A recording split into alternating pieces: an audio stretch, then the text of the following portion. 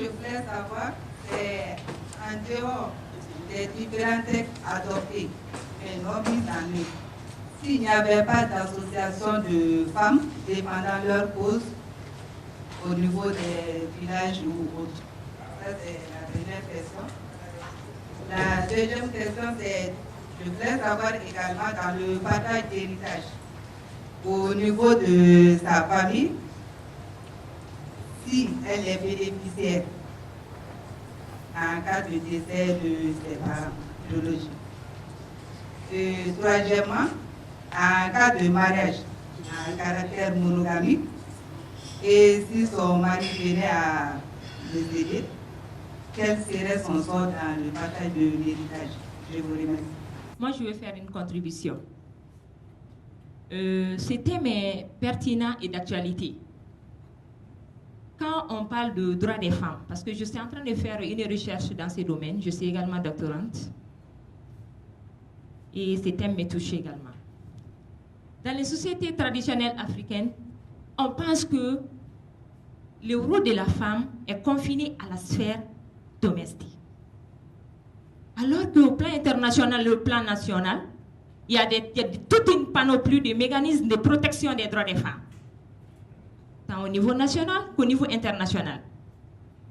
Ce que je veux dire, le droit coutumier, c'est un droit qui n'évolue pas. Il faut le remodeler. La terre appartient à l'État.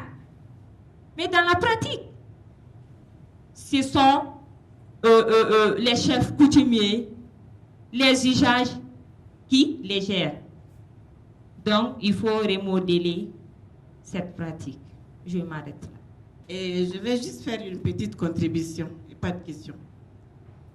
L'article 1 de la Déclaration universelle des droits de l'homme stipule dans son article premier que les hommes avec grand H naissent libres et égaux en droit et en devoir. Qu'est-ce qu'on remarque? Dans nos sociétés africaines, nous assistons à la servitude de la femme, au mariage précoce, au mariage forcé. Donc, la femme est utilisée comme une chose. La femme n'a pas droit à la parole.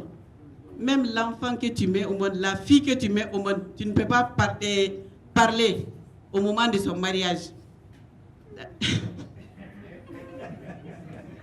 Dans le code civil malien, et le législateur, qu'est-ce qu'il a fait? Il a tout fait au bénéfice de l'homme et au détriment de la femme. L'homme, il peut prendre 4 femmes. Et les enfants prennent son nom. C'est lui qui choisit le lieu de résidence. Et elle n'a pas droit à la parole. Donc, il se trouve qu'aujourd'hui, avec la mondialisation et la globalisation, le modernisme et l'évolution, nous, on a eu la chance d'aller à l'école, d'étudier. Maintenant, nous, on veut un peu mieux que nos aïeuls et nos grands-mères. Donc maintenant, ce que je voulais dire par rapport à votre exposé, en Côte d'Ivoire comme au Mali, c'est des pays voisins, pratiquement nos us et nos coutumes se ressemblent. Donc, si la femme doit peut-être rester comme ça, par exemple, je ne sais pas, j'avais fait une soutenance, ça c'était sur l'héritage en milieu Dogon. Je ne sais pas s'il y a des Dogons ici, je m'excuse. Hein. On m'a fait savoir que la femme, elle appartient, enfin, elle fait partie de l'héritage, quoi. Elle fait partie, mais à ce moment, elle devient une chose. Le serora, le lévira, quand ton mari meurt, pif, on te prend, on te donne à son petit frère. Sans même ton consentement, que tu le veuilles ou pas. Mais quand même, ça c'est trop. On a des sentiments. On aime son mari, mais si on aime son petit frère, c'est pas obligé. Donc maintenant, moi je vais m'arrêter là, mais je vais poser une seule question. Et si à la polygamie, on opposait la polyandrie? Je vous remercie. Moi, je vais commencer d'abord par une petite remarque, et puis ensuite je poserai une seule question. En ce qui concerne la remarque, bon, c'est plutôt une précision un peu sur le groupe Odyssée. parce que vous avez évoqué tout de suite le fait qu'il n'y avait pas d'axe voilà, sur le genre dans ce projet, dans ce colloque. Ce que je voulais préciser, en fait, le groupe Odyssée est un groupe qui est très à cheval sur la question du genre. Pour nous, nos programmes sont même, je pourrais dire, imbibés du genre. Donc, dans toutes nos activités, nous tenons compte du genre. Le genre et les jeunes, dans le domaine de la recherche. Donc, nous-mêmes, on offre des stages en prenant en compte l'aspect genre. C'est-à-dire qu'on impose, par exemple, que la moitié de nos stagiaires soient des femmes, ou alors que tous nos stagiaires soient des femmes. Donc ça, c'est vraiment un principe important pour nous, le genre.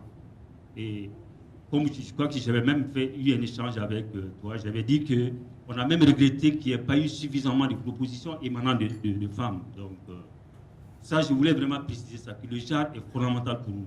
Mais il ne s'agit pas pour nous de faire des thèmes sur les femmes, mais il s'agit pour nous de considérer le genre dans tous les thèmes que nous traitons. Parce qu'il n'y a pas un seul thème qui n'a pas vraiment une dimension genre. Donc je voulais préciser sur ça, pour vous rassurer que c'est une question essentielle pour le groupe ici. Maintenant, quant à la question, ce que moi je remarque, lorsqu'on examine l'ensemble des instruments juridiques, que ce soit sur le plan national ou international, ce sont des instruments juridiques d'essence moderne qui sont protecteurs des droits des femmes. Ça, c'est ce que je remarque. Dans ce contexte-là, alors, moi, ce que je voulais vous demander, comment peut-on, dans ce contexte-là, lutter pour un retour de pouvoir traditionnel, notamment dans la gestion locale. En même temps, ne pas être confronté à la question du genre. En d'autres termes, on a l'impression que le renforcement des pouvoirs traditionnels va naturellement se traduire, sinon par le maintien du statut d'infériorité de la femme, ou plutôt même le renforcer. Dans ces conditions-là, moi, je vais avoir votre position, parce que je ne vois pas comment vous allez en même temps défendre le droit des femmes et défendre le pouvoir traditionnel. Voilà. Bon, pour moi, beaucoup de femmes sont en méconnaissance de leurs droits et le rôle qu'elles doivent jouer dans la société. Donc, je proposerais qu'on fasse plus d'informations et de sensibilisation en ce sens. Donc, depuis, c'est notre 3e jour aujourd'hui, on a fait face à des débats d'ordre sociologique, historique, géographique. La philosophe a encore apporté de la diversité et nous a amené dans un voyage idéaliste à travers ces véritables problèmes qui sont réels. C'est vrai, c'est idéaliste, c'est difficile d'en changer. Là, j'ai regardé votre article, vous avez dit regard historique et philosophique. Mais j'ai constaté, vous êtes beaucoup plus appesanti sur le regard purement philosophique. Je n'ai pas vu un regard historique. Je suis sûr que professeur Yattara a également, comment il s'appelle, penché sa vision sur ce point-là, parce que vous avez inclus les deux. Voilà, merci. Je vais poser une question. Ma question, c'est de savoir quel est le paradoxe, les conséquences de cette discrimination des femmes dans le mode d'acquisition des terres. Parce qu'on a vu avec Max Weber, face à tout problème social, l'individu cherche une solution sanitaire. Et il y a une zone dans laquelle nous avons mené une étude. Les femmes étaient victimes de cette discrimination, mais elles ont développé un sixième sens qui les permettent de se donner à la migration féminine. Alors, ici, je me demande quel est le paradoxe des conséquences ici, n'est-ce pas, de cette discrimination. Je vous remercie. En ce qui concerne le thème, on a dit pouvoir traditionnel et collectivité locale. Aujourd'hui, ici, on veut parler que les femmes doivent être fortement impliquées dans la gestion du pouvoir traditionnel. Moi, je vois que ça, c'est 2 poids, 2 mesures. Donc, ça me paraît un peu difficile. Et l'autre question, elle avait dit qu'il y a une loi qui a été votée en Côte d'Ivoire dans le cadre du mariage. Que après la cérémonie, on délivre un livret à la femme, en même temps à l'homme. Donc moi, je veux savoir, est-ce que dans le foyer, ils ont les mêmes responsabilités? Merci. Donc, je partage le même souci que mon prédécesseur Sanoussi. Effectivement, puisque votre thème, c'est les regards historiques et philosophiques, mais vous avez fait beaucoup rejaillir les idées philosophiques ici. Et la communication a semblé plutôt un cri de cœur pour le non-usage de la femme, pour le non-accès de la femme à la propriété foncière en Côte d'Ivoire. Il y a beaucoup d'éléments là-dedans, mais c'est un cri de cœur. Et c'est encore, en quelque sorte, c'est une guerre contre les autorités coutumières. Mais j'ai dit de beaucoup faire attention, parce que la tradition, il faut la préserver. Il faut la préserver aussi. Sinon, la société risquera de sombrer dans l'anarchie et le désordre. Oui, il faut préserver, c'est bien, il y a des points négatifs là-dedans, mais il y a aussi des points positifs là-dedans. Et quand on parle d'un village, le village est généralement lié à la tradition. On ne peut pas s'en passer, qu'on le veuille ou non. Bon, c'est notre identité, c'est notre âme. On ne peut pas l'exclure. Bon, ensuite vous avez parlé c'est pas de l'exploitation du père, que la femme, généralement, elle est exploitée aussi par son père, quoi. Je sais pas, qu'est-ce que vous voulez dire par là? Est-ce que c'est dans les travaux champêtres ou bien? Et notamment dans les foyers aussi. Les foyers, c'est pour l'homme et pour la femme. Et je pense que c'est une complémentarité ici dont on doit parler. Et non d'une exploitation. Hein? Voilà, merci bien. Je ne vais pas beaucoup monopoliser la parole. Et la femme étant considérée comme un cadre social dans nos sociétés, c'est-à-dire ne pouvant accéder à la prise de décision, qu'est-ce que les femmes elles-mêmes font pour changer leur situation? Bon, je m'adresse à ma soeur qui avait parlé de polyandrie. Est-ce que cette polyandrie serait à l'avantage des femmes? Merci. Bon, moi j'ai 3 points sur lesquels je voudrais intervenir. Le premier point, c'est par rapport au regard philosophique. Il est très difficile d'expliquer les problèmes familiaux, les problèmes de statut dans nos pays à travers le regard des philosophes occidentaux. Je pense que les 2 philosophes les plus importants pour la pensée occidentale, dans l'Antiquité, c'est Platon et Aristote. Ok? Mais ces 2 philosophes, ils mettent l'individu au centre. C'est l'individu, l'institution de base. Alors que chez nous, l'institution de base, c'est la famille. Donc, on a même des langues nationales où on ne peut pas traduire le mot individu. Donc, il faut peut-être que vous retravaillez cette partie et que vous voyez des gens, pas forcément des philosophes qui écrivent des bouquins, mais il y a toute une philosophie traditionnelle qui vous permet de... Moi, j'ai été très, très séduit par un homme qui, une fois, on avait fait 3 jours de débat sur le genre.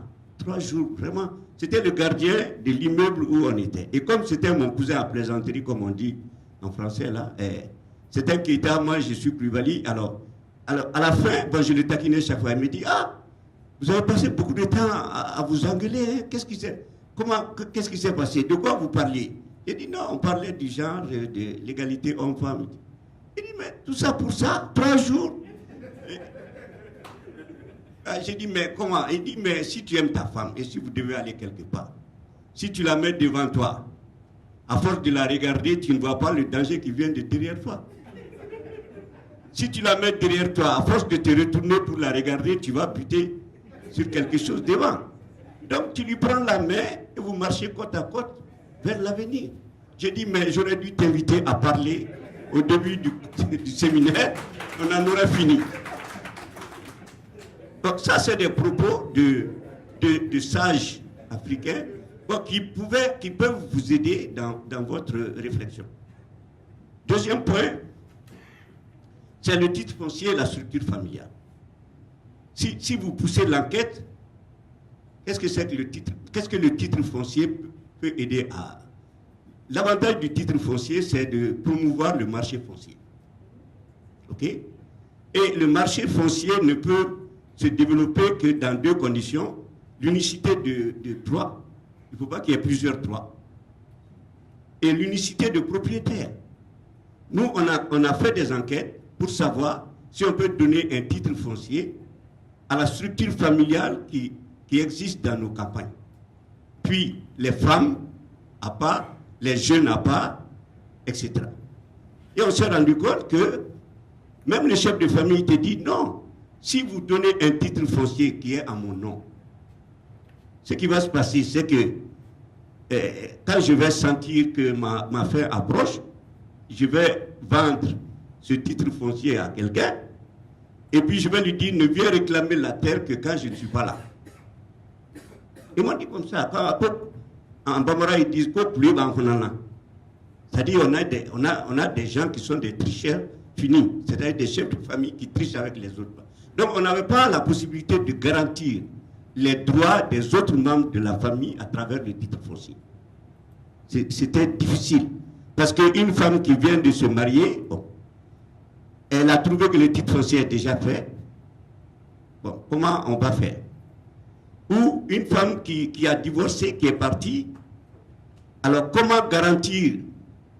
Elle a travaillé la terre là, elle a permis de... Bon, qu'est-ce qu'on fait après? Elle est éliminée complètement. Bon, donc on a dit que le titre foncier ne permet pas, dans la structuration actuelle de la famille, de garantir les droits de tous les membres de la famille. Et l'idée, c'était de trouver autre chose. OK? Bien. Troisième remarque, c'est par rapport à l'Afrique subsaharienne. Je crois qu'il faut nuancer. Dans le livre que j'ai exposé ici, que j'ai publié il y a quelques années, dont c'est la deuxième version d'ailleurs maintenant, j'ai pris deux pays très différents en Afrique subsaharienne. Le Mali et puis les îles Comores. Parce que j'ai découvert les îles Comores quand j'étais à la FAO et que j'étais responsable des programmes de gestion foncière. On est allé là-bas et quand tu as une fille, quand tu as mis au monde une fille, la première chose que tu dois faire, c'est de construire une maison pour elle. Parce que quand elle se marie, c'est l'homme qui vient loger chez elle. Oui. Et la femme a des terres. Et il y a même un type de terre qui représente le tiers des terres cultivables de l'île des Grandes Comores, qu'on appelle le Maniaouli, qui n'est hérité que par des descendants féminins. Donc c'est un cas exceptionnel par rapport à des structures comme les nôtres. Et troisième chose, la femme peut divorcer facilement. Alors, quelle a été la conséquence de ça? C'est que les cultures qui sont là-bas, la vanille, etc., c'est des cultures pérennes et qui prennent quelques années avant de donner les fruits. On a remarqué que les femmes s'étaient remariées en moyenne 3 fois. Alors, elles se marient, l'homme vient commencer à travailler sur sa parcelle, plante les ilang-ilang ou la vanille, et puis au moment où la récolte approche, elle divorce. Elle divorce. Bon, elle fait quelque temps, donc et pour divorcer, c'était très facile. Elle dit devant 7 musulmans, j'ai répudié mon mari 3 fois. Si elle dit 3 fois devant 7 musulmans que je répudie mon mari, le divorce est fait. Donc on est arrivé à une situation où la femme exploite l'homme, c'est le vrai sens du mot, et puis après elle divorce, c'est elle qui prend les récoltes, elle accumule. Et après, quand c'est fini, elle se remarie. Et ce nouvel homme aussi commence à travailler ses terres, et elle divorce. Bon, on avait une moyenne de remariage de la femme en moyenne 3 fois. Chaque femme avait en moyenne fait 3 mariages. Mais la conséquence au plan économique, c'est que les hommes commençaient à ne plus vouloir travailler les terres. Et que la production nationale dans ces différentes cultures baissait beaucoup, ce qui inquiétait les Comores parce que la balance commerciale, tout ça, bon, etc. Donc notre idée, c'était de venir pour trouver une solution à ça. Alors la première question que j'ai posée au président de la République, c'est de dire, est-ce qu'on ne peut pas diminuer vraiment, enfin, rendre un peu plus difficile les divorces. Il m'a dit, c'est une république islamique. Je ne peux pas toucher à ça. Bon. Alors, on a dit, OK, maintenant, ce qu'il faut qu'on fasse, parce qu'il faut faire un contrat entre l'homme et sa femme au moment où le mariage est fait, c'est-à-dire que la femme, l'homme qui a travaillé la terre, est droit à 1/3 des récoltes, même si le divorce est fait après. Bon, c'est donc de trouver un statut de métayer à l'homme par rapport à sa femme. Donc vous voyez, quand vous parlez de l'Afrique subsaharienne, faites attention, parce que les situations sont souvent très très différentes. Donc le statut de la femme n'est pas le même dans toute l'Afrique subsaharienne. Voilà donc les 3 points. J'ai insisté un peu parce que on est devant quelqu'un qui entame une carrière de recherche. Il faut donc en profiter, lui donner quelques conseils. Voilà, je vous remercie. Merci, professeur. Je pense que nous allons prendre en compte vos remarques pour nos prochaines recherches. Je vais commencer par Christine. Elle a demandé s'il y a une association de femmes qui luttent pour l'amélioration de leurs conditions en Côte d'Ivoire. C'est ça? Il y en a. Il y a un groupe compendium des compétences féminines en Côte d'Ivoire, piloté par la ministre de la Femme, Madame Ephrasie Yao. Moi-même, je suis inscrite, je participe à des activités. On a structuré ce mouvement en 3 niveaux.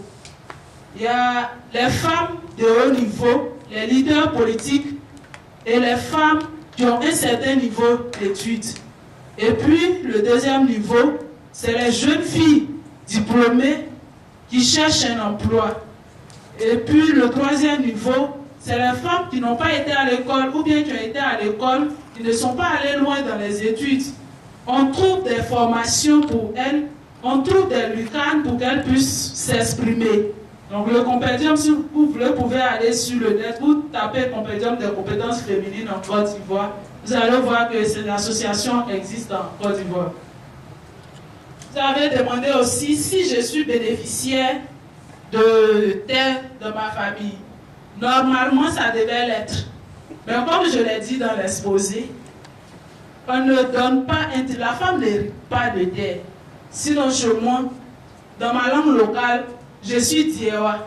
Il y a deux statuts de personnes chez moi, les esclaves et les chefs. Moi, les chefs, on appelle Diewa. Je suis Diewa. Ça veut dire que moi, j'hérite de terre.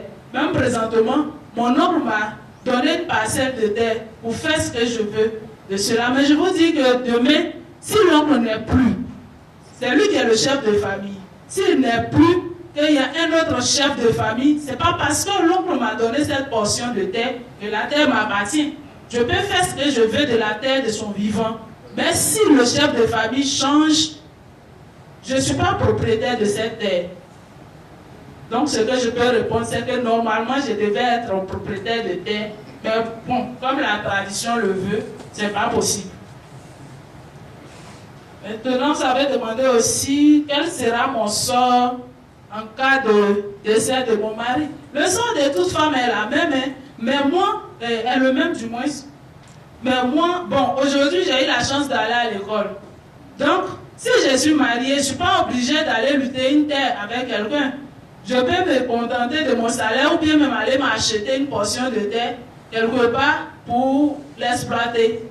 Donc, bon, mon sort est pareil aux autres femmes, mais bon, moi, ça ne m'intéresse pas de lutter une terre de mon mari après son décès.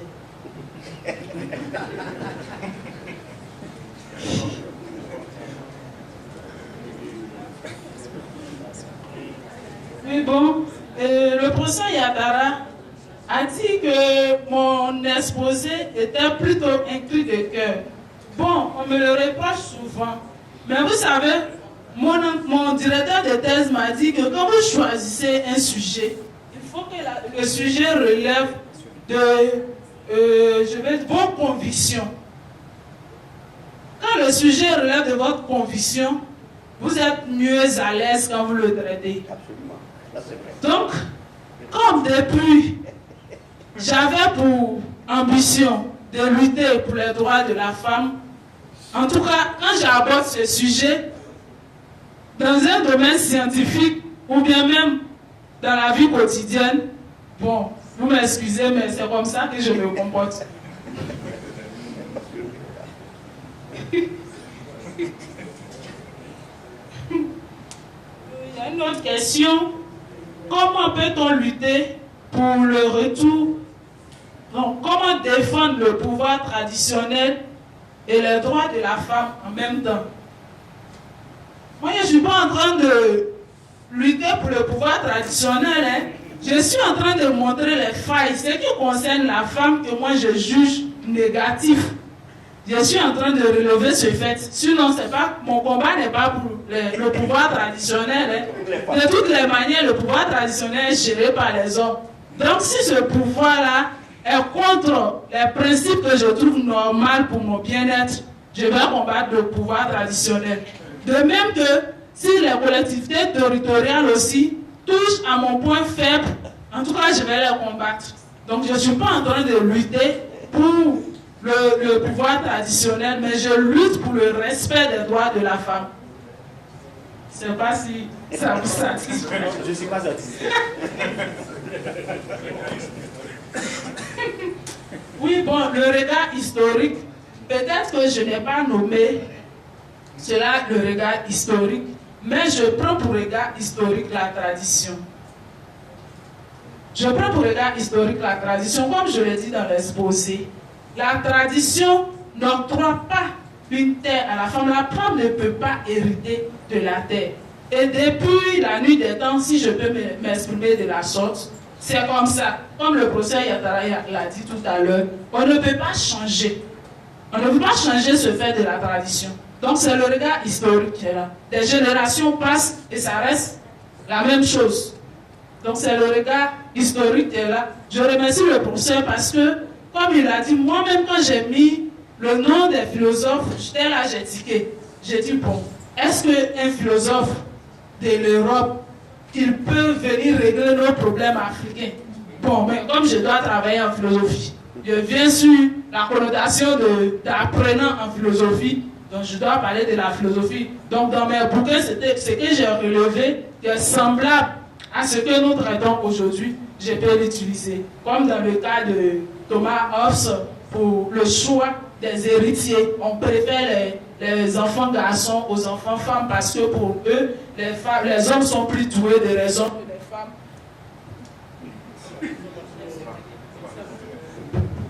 Les hommes sont plus doués de raison que les femmes. Les hommes sont plus courageux que les femmes. Donc on les préfère pour la question de l'héritage que les femmes. Mais bon, dans ce domaine-là, je pense que nos réalités africaines sont différentes des réalités occidentales. Je ne sais pas si j'ai fait le tour des questions. Si je n'ai pas répondu à une question, on peut me la rappeler.